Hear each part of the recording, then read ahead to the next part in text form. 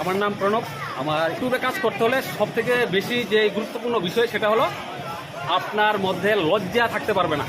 আপনার মনে যদি লজ্জা থাকে যে আপনি একটা ভিডিও বানাচ্ছেন, যে লজ্জা মানুষে কি বলবে, এই জিনিসটা যদি আপনার মনের মধ্যে চলে আসে আপনি ভিডিও তৈরি করতে পারবেন না।